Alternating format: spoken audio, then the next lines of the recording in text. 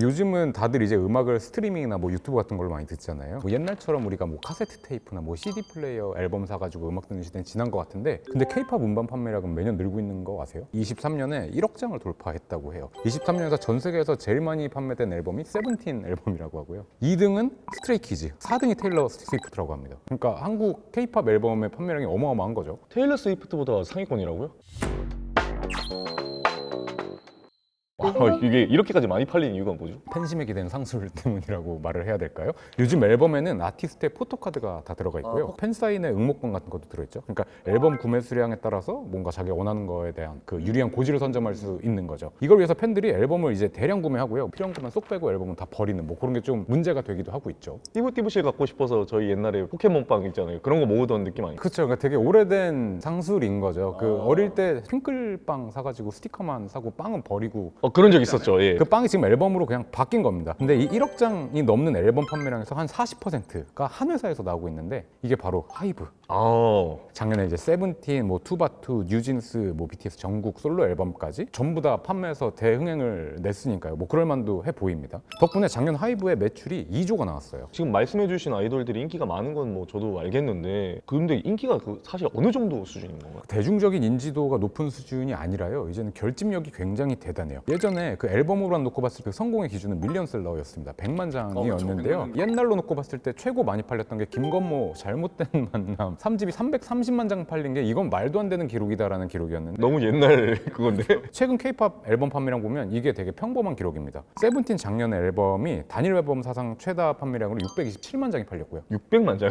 거의 2배죠. 걸그룹에선 뉴진스가 뭐 아이브, 에스파, 트와이스, 엠믹스 같은 이제 걸출한 경쟁자들 다 제끼고 440만 장의 앨범 판매량을 냈어요. 솔로 앨범 기준으로는 BTS 전국의 솔로 앨범이 270만 장을 팔아냈고요. 근데 이제 1위들이 전부 다 하이브에 몰려있네요? 맞아요. 그런 효과로 인해서 하이브 앨범 판매 점유율이 40%에 달했다고 해요. 근데 음반 판매만 하는 게 아니니까 실제로는 돈을 더 많이 벌고 있는 거죠. 그럼 이제 오늘 이 하이브가 도대체 어떻게 그렇게 돈을 잘 버는지, 얼마나 잘 버는지 좀 한번 비교해 보도록 하겠습니다.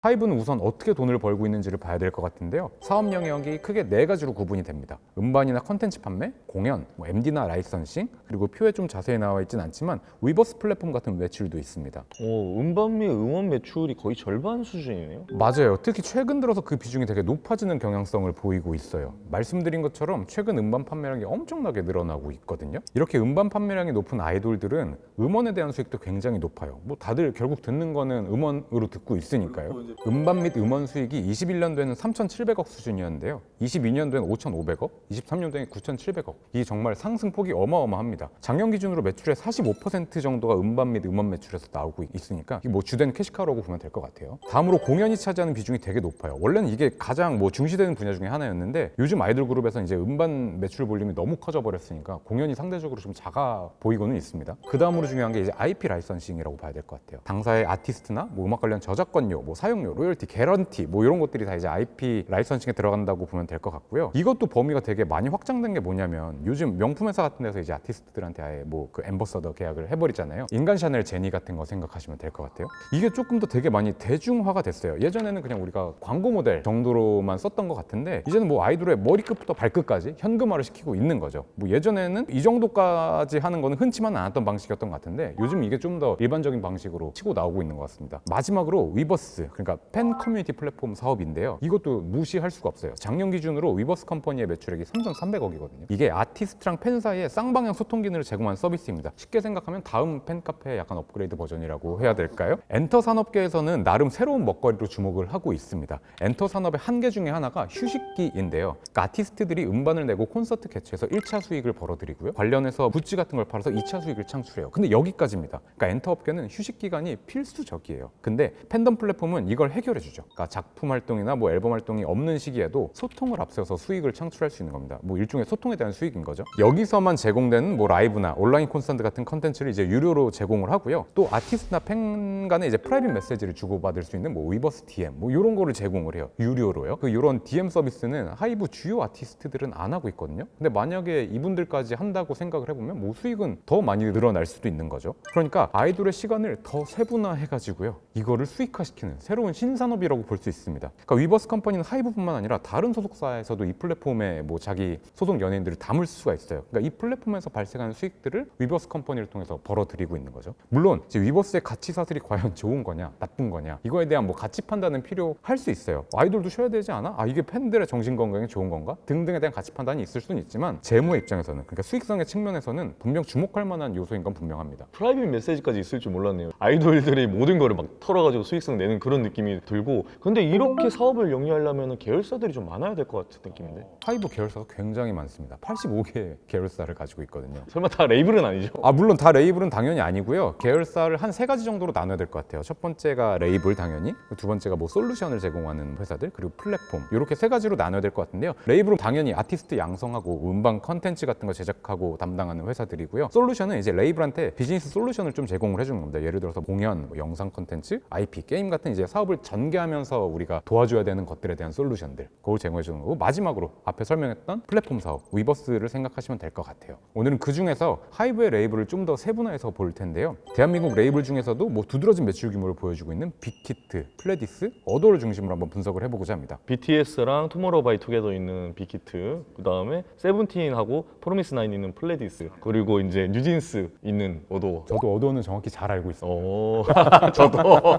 매출액이 가장 높은 건 당연히 빅히트입니다. BTS가 있잖아요. 단일 레이블에서 5,500억 원대 매출을 달성하고 있는데요. YG엔터의 작년 매출이 5,700억 정도였으니까 뭐 레이블 하나로 지금 YG의 매출을 뽑아내고 있는 겁니다. 하이브에서 분산 이후에 현재까지 모 회사에 실행한 배당만 2,000억이에요. 배당하고 남은 돈 지금 예금으로 가져 있는데 1,700억 정도를 지금 예금으로 쌓아놓고 있습니다. 빅히트만큼은 아니지만 뭐 매출 한 3,300억 원에 이르는 엄청난 레이블 플레디스입니다. 이것도 정말 대단한 거예요. 세븐틴이 큰 역할을 해주고 있고요. 미니 10집 앨범이 600만 장 넘게 팔렸고, 미니 11집도 초동 판매로만 500만 장을 팔았대요. 이건 신기록이라고 합니다. 세븐틴 앨범 누적 판매량이 뭐 1,600만 장? 뭐 이 정도 된다고 하더라고요. 와, 이게 보이그룹이 매출을 정말 좀 많이 올려주긴 하는가 봐요. 뉴진스, 세븐틴 모두 이제 탑 아이돌인데요. 뭐 전체적인 인지도로 놓고 보면 사실 뉴진스가 좀 더 높아요. 24년 7월 아이돌 트렌드 지수를 보면 뉴진스가 1위거든요. 세븐틴은 뭐 3위입니다. 저희 같은 아저씨 아줌마들은 사실 세븐틴보다 뉴진스가 좀 더 익숙한 것도 맞잖아요. 하지만 트렌드나 뭐 대중성의 지표가 꼭 실적과 정비례한다고 볼 수는 없어요. 확실히 걸그룹에 비해서 보이그룹의 현금 창출력이 월등하게 좋기는 합니다. 보이그룹의 추동 물량이 평균적으로 걸그룹보다 1.5배에서 3배까지 높다고 해요.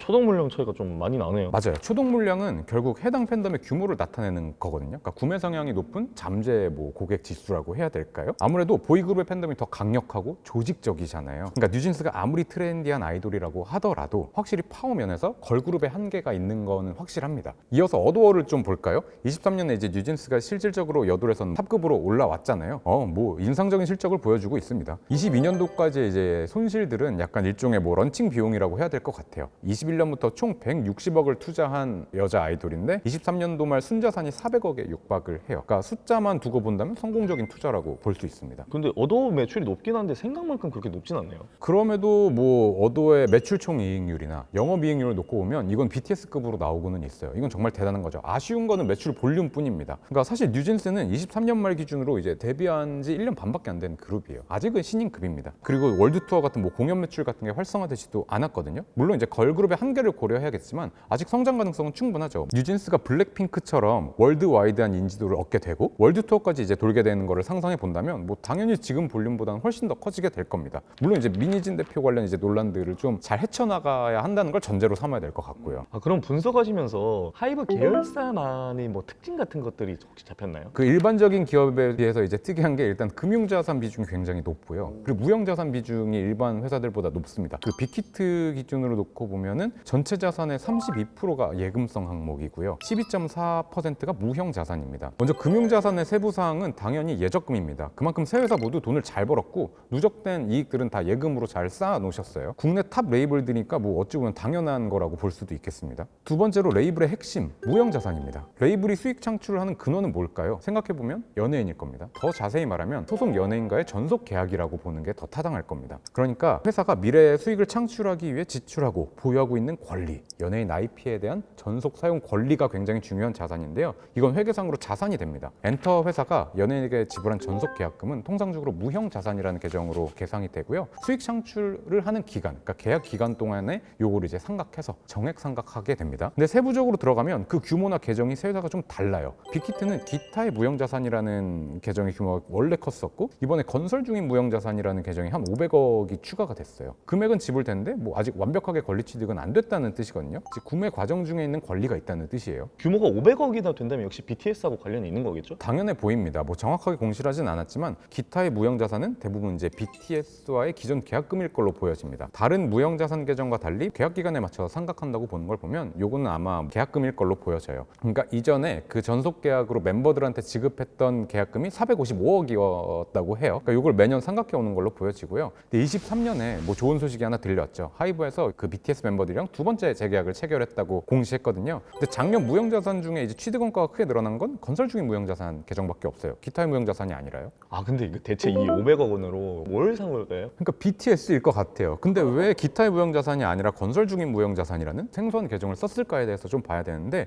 이건 좀 추정이 필요해요. 근데 아마도 멤버들의 군복무와 관련이 있을 걸로 보여집니다. 계약은 체결을 했지만 전속 계약권의 권리가 완전하게 스타트되진 않았을 걸로 보여져요. 왜냐하면 이제 군복무 중이니까 뭔가 사적인 계약이나 사적인 이익을 스타트시키는 게 아무래도 멤버들 입장에서 부담이 됐을 겁니다. 다음으로 플레디스를 한번 살펴볼게요. 역시 기타 무형자산이 대부분 이제 전속 계약금인 걸로 확인이 됩니다. 회사를 이끌어 나가는 가장 중요한 자산 항목은 세븐틴과의 전속 계약금인데요. 21년도에 체결한 전속 계약금이 263억 원이었다고 해요. 이것도 이제 기타 무형자산에 포함이 돼 있는데 멤버가 13명이니까 아마 뭐 멤버 평균 20억 원 정도를 받은 걸로 보여집니다. 재밌는 건 어도어의 무형자산은 비중이 굉장히 작다는 겁니다. 기타 무형자산이라는 계정이 보이지도 않고요. 이건 아마 뉴진스는 신인 그룹이기 때문에 최초 전속 계약 당시에 계약금을 크게 지급하지 않았을 거예요. 근데 이건 플레디스도 마찬가지인 게 세븐틴과의 그 전속 계약금이 대부분의 무형자산을 차지하고 있고요. 아직 재계약 시점에 도래하지 않은 프로미스 나인이나 신생 그룹인 투어스에 대한 계약금은 거의 이제 없다고 보여져요. 이런 그룹들이 아마도 이제 인기를 유지해서 재계약을 하게 된다면 그 시점에 이제 전속 계약금의 규모가 커지게 될 거고 그때는 아마 뭐 유의미하게 무형자산에서 뭐 뉴진스, 프로미스 나인, 투어스에 대한 뭐 계약금도 충분히 확인할 수 있게 될 겁니다.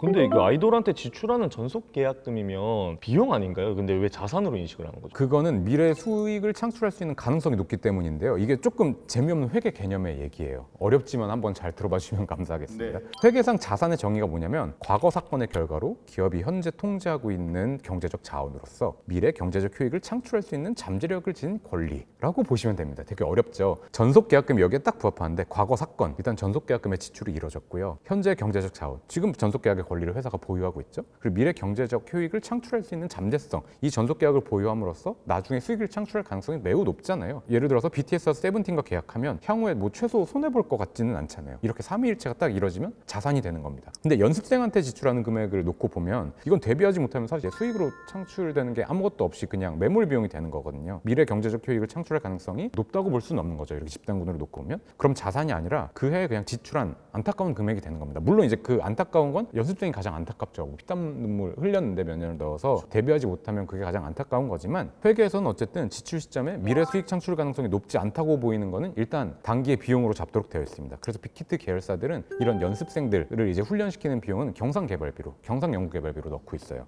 이게 소위 떡잎에 따라서 이게 잡히는 계정이 좀 다른 거군요. 그쵸. 근데 이제 비용으로 잡았다고 해도 이건 되게 중요한 계정이라고 봐야 됩니다. 왜냐면은 사실 레이블에서 가장 중요한 건 소속 연예인의 인기도인 거거든요. 차기 아이돌을 계속 개발해내는 비용인 건데 이거는 수익 유지의 근간이라고 볼 수 있는 거죠. 세 회사 중에 경상연구개발비 비중이 제일 높은 데가 어딘지 아세요? 이거 뉴진스 중심의 어도어가 다 보이는데. 오, 맞아요. 23년 기준으로 지출액 자체는 뭐 조금 적기는 한데 새 레이블의 규모 차이를 고려하면 어도어가 신인 개발에 가장 많은 지출 비중을 쓰고 있습니다. 여러 가지 이유가 있겠지만 사실 이건 민희진 대표의 영향이 크다고 봐야겠죠. 논란이야 있지만 아이돌 육성이나 데뷔의 노하우는 뭐 글로벌 탑급인 건 우리가 인정해야 되는 거니까요. 이렇게 이제 피땀 흘려 데뷔를 한 아티스트들이 얼마나 정산받는지 좀 궁금해요. 얼추는 비슷하게 알 수도 있을 것 같아요. 아티스트한테 지불하는 정산 수수료는 지급 수수료라는 계정에 포함되는데요. 근데 판매 관리비에만 있는 지급 수수료 말고 지급 수수료가 더 있는 것도 아시나요? 그러니까 매출 원가에도 지급 수수료가 포함이 되고요. 아티스트들한테 주는 지급 수수료는 요 매출 원가에 들어가 있거든요. 다 섞여 들어가 있습니다. 그래서 요거를 보려면 이제 비용의 성격별 분이라는 주석으로 가봐야 돼요. 물론 정산 수수료 외에 다른 지급 수수료들도 다 뒤섞여 있기 때문에 아티스트에게 얼마를 줬는지 그 정산 수수료만 딱 꼬집어서 비교해내긴 어려워요. 약간의 추정이 들어가야 되는데 재밌는 건 어도어의 지급 수수료 항목입니다. 그 뉴진스의 첫 정산액을 따져볼 수 있어요. 총 290억 정도가 지출된 걸로 표시되고 있는데요. 여기서 단순한 판관비성 항목이 이제 28.5억. 그래서 요거를 제외하면 한 260억 정도가 매출 원가에서 지급 수수료로 지불이 된 거거든요.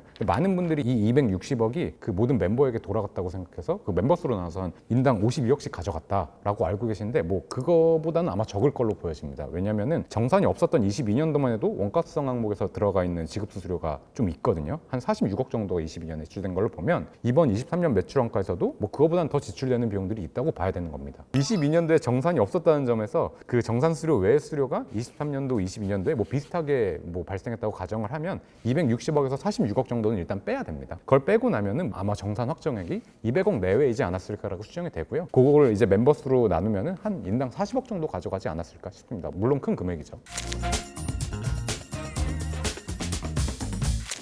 그럼 회계사님은 앞으로도 하이브의 그 수익 추세가 계속 지속될 거라고 보시나요? 이건 사실 쉬운 예측은 아니죠. 사실 한 치 앞도 모르는 게 엔터 사업입니다. 일단 빅히트의 매출 성장세는 조금 꺾였다고 보여져요. 그러니까 레이블 분사 이후에 계속 조금씩 꺾여 있는 흐름이고요. 물론 볼륨 자체가 크기 때문에 크게 티가 나진 않지만요. 전체적인 지표도 좋고 현금 창출력도 뭐 아직은 되게 좋은데 정점을 찍고 내려오는 흐름 아닌가라는 추세가 좀 보여지기는 합니다. 물론 군대도 갖고 했지만 멤버들의 연령대로 놓고 보면 정점을 유지하기가 과연 쉬울 것인가라는 의문을 제기하게 되는 포인트는 있어요. 또 최근 있었던 뭐 하이브 어두워 분쟁이나 뭐 슈가의 음주운전 같은 게 이제 매출에 어떻게 반영될까라고 생각을 해보면 꼭 좋은 영향은 아닐 거라고 생각은 들거든요. 근데 뭐 클래스는 영원하다고 이제 어쨌든 BTS가 이제 전역을 앞두고 있는 것도 맞아요. 이건 굉장한 호재라고 보여집니다. 그러니까 최근 1, 2년보다는 뭐 매출이 더 나아질 수 있는 팩터들도 있는 거죠. 또 향후 수익성 중에 중요한 요소 중 하나는 또 뉴진스입니다. 뉴진스가 얼마나 성장할 것인가. 지금은 한국 내에서 탑급 걸그룹이 된 거예요. 이 친구들이 얼마나 월드와이드하게 성장할 거냐. 그래서 거기에서 어떻게 해외 매출들을 끌어낼 거냐가 또 하나의 관전 포인트가 될 겁니다. 뭐 충분히 잠재력은 있어 보여요. 악재 중에 하나는 세븐틴 입대를 앞두고 있다는 거예요. 근데 뭐 다행인 건 어쨌든 멤버가 13명이니까 돌려서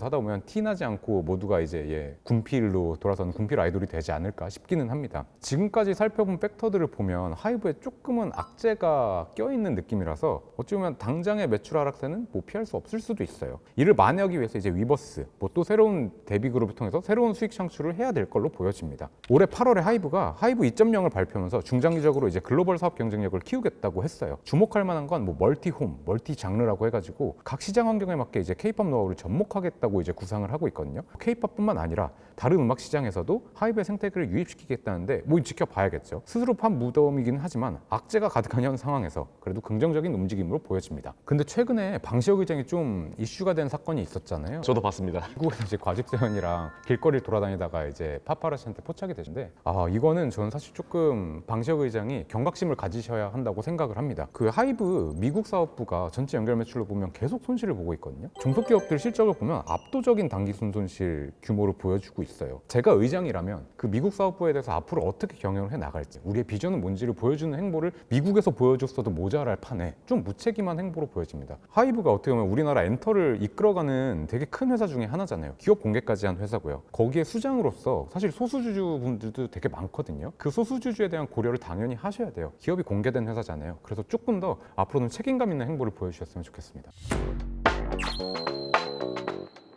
우리나라 위상을 높이는데 완전 1등 공신이잖아요. K-팝 스타들이. 저 개인적으로는 앞으로도 더 활발하게 음악 활동 더욱 열심히 해줬으면 하는 개인적인 바람이 있습니다. 다음에도 저희는 더 재미난 주제를 가지고 돌아오도록 하겠습니다. 감사합니다.